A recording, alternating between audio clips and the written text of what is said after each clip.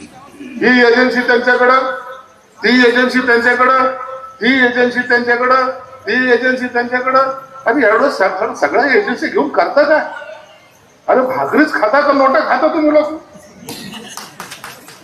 खायला तर भाकरच लागते ना. किंवा तूप जरी टाकलं तर भाकर एकच्या ऐवजी 1.5 खाशील, आणखी काय खाणार? मग एवढा पैसा पाहिजे कशाला? बरं माझं बी असं काही नाही पहिल्यासारखं घरामध्ये 15 लोकांचं कुटुंब आहे, मग आता सगळ्याचे हिस्से वाटे होतील, काही हिस्सात राहिलं पाहिजे असंही नाही.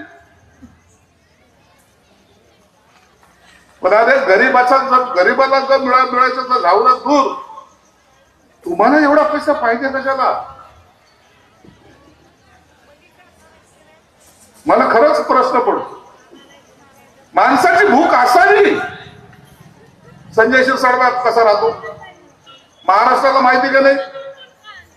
संजय शिरसाट टाईट राहतो. संजय शिरसाटचा एक तिकडं फ्लॅट आहे, इकडं असं आहे तसं डायरेक्ट दाखवतो. आपण कुणाला घाबरत नाही. आपण काका आपण कुणाला घाबरत नाही, कारण आपण करतो तर प्रामाणिकतेने करतो. कुणाचे हरामाचे पैसे कुणाचे खात नाही. आपण एवढं ठासून सांगतो. विकास कुठं करायचा असतो?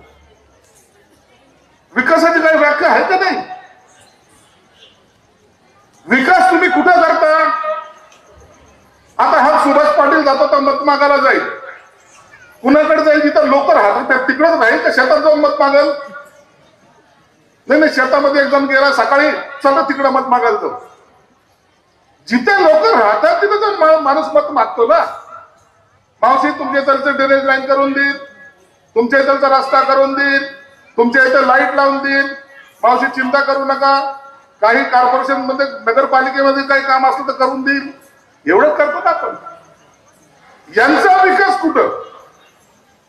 ज्या ठिकाणी ओपन जागा आहे तिथं लेआउट आहे, तिथं रस्ते आहे का नाही? इथं म्हणजे जिथं लेआउट टाकायचं तिथं रस्ते, जिथे लोक राहतात तिथं रस्ते नाही.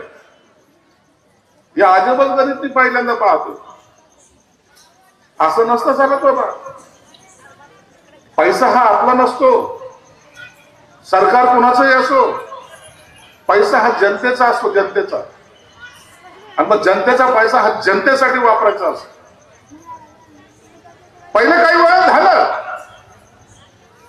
पहिल्याचा काळ गेला. आता लोक राजकारणाला घाबरत नाही, पुढाऱ्याला घाबरत नाही, मंत्र्याला घाबरत नाही. ताबडतोब सांगतात हे इथं भ्रष्टाचार झाला, ताबडतोब बोलतात लोक. परंतु यांनी केलं ते जातीचं राजकारण केलं. यांचं राजकारण सुरुवात अशी झाली. हे दलित तो आला, जय भीम, त्याला वाटतं वा काय बाबा बाबासाहेबाचं नाव घेतो, माणूस मोठा आहे पण बाबासाहेबाचं नाव घेतो. मुसलमान आले, आधा भैया बेटो ते चाय दे रहे इनको, त्यालाही वाटतं मुसलमानचा सन्मान झाला. पाटील आला, राम राम पाटील, तुमच्यामुळे तर राजकारण मी आलो. किनाळकर तुम्हाला काम आहे लवकर कळालो. अजून सर यांच्यासारखे किती बळे गेले, यादी किती मोठी. एक माणूस दाखव, एक माणूस राजकारणामध्ये आम्ही सांगू शकतो. कार्यकर्त्याला जेव्हा बरोबर घेता ना तुम्ही, त्याचे तो आपले झेंडे घेतो ना, तो आपल्यासाठी घोषणा देतो ना, तो घराची राखरांगोळी करतो ना, अरे त्याला मोठं करायचं शिका ना.